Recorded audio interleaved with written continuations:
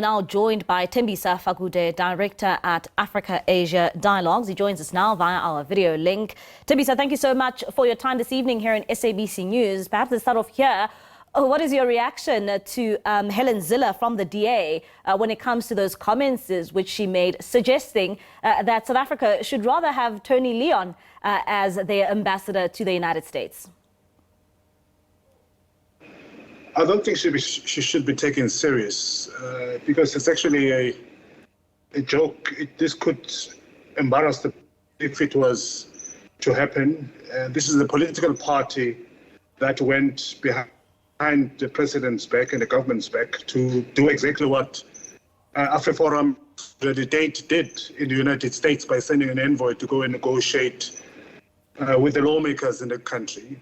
That's number one. Number two, I think we should spend this time really giving South Africans a chance using the mass media platform to really talk about who's the serious candidate.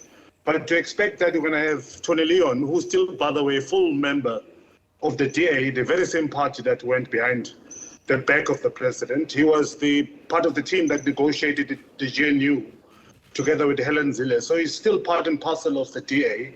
To have to even talk about him and waste all of this time instead of us giving a chance to other South Africans, and perhaps during this time the president might just get an idea who's the correct and appropriate candidate. We are wasting time talking about the has-been and recycling talent.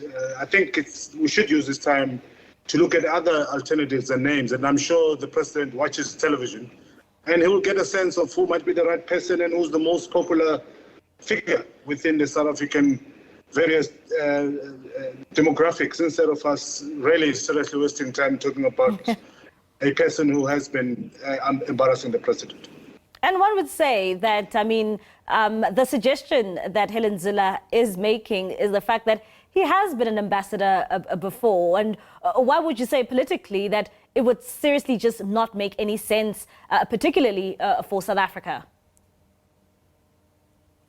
Well, I'm sure he probably do a good job, but my problem is that he has been there. I think there are a lot of other names that can do a much more better job. People who are much more younger. I don't believe in recycling and rehashing talent as many are trying to do, including Helen Zille. But importantly, as I've said, this is the same person who's part and parcel of a problem. If President Cyril Ramaphosa relent to these kind of suggestions, it will be embarrassing to him, and certainly he'll create a lot of discomfort within the ANC. DA sent a delegation like AfriForum and Solidarity did to go and undermine the government of South Africa, speak behind the government of South Africa. We don't know why they told the lawmakers in the United States, but certainly they were not sanctioned by the government or the president to go and represent South Africa in his behalf. And while the president is sent back to the drawing board in terms of his preference of sending an ambassador to the US, what type of ambassador should the president select now that we can see with the tension and the hostilities that exist between the two countries?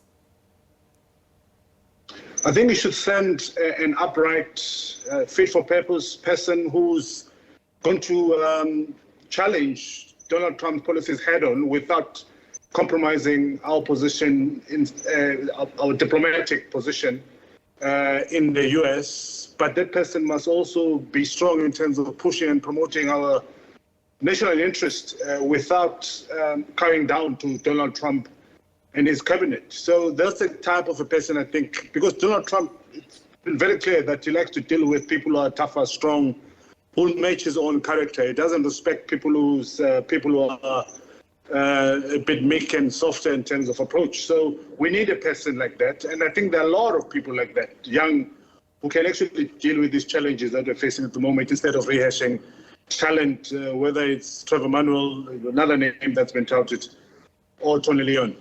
And as we await Rasul's return on Sunday, one would also ask, how long can we wait until we see an ambassador being appointed to the US? I know the presidency also says that they are not in a hurry.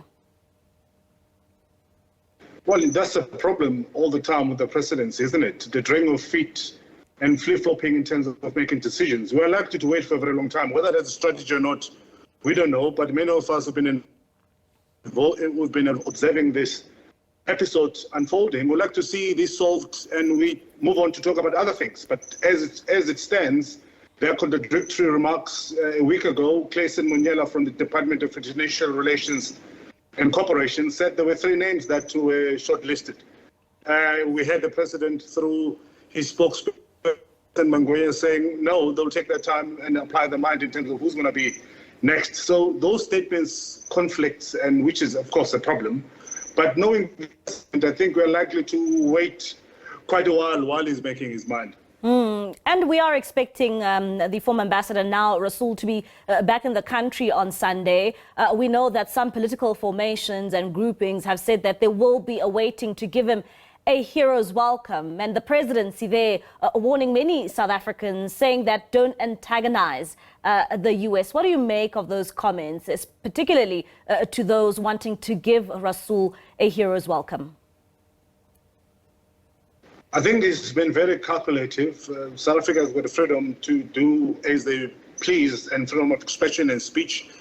But if these events are going to be organized by the members of the ANC, the very governing party that's trying to amend relations and mend fences with the United States, he was correct in cautioning them not to go overboard in terms of further alienating the United States. Of course, other people felt that was an imposition on their freedoms of expression and freedom of speech. But President has spoken, and he was speaking to his alliances, including COSATU and SABC. Those are the voices that have also indicated that they were going to give Ibrahim Rasul a hero's welcome. So we'll have to wait and see outside the tripartite alliance who else is going to be organizing a welcoming event for Ibrahim Rasul. But as it stands, the president has asked those that are closer to him not to blow this thing out of proportion.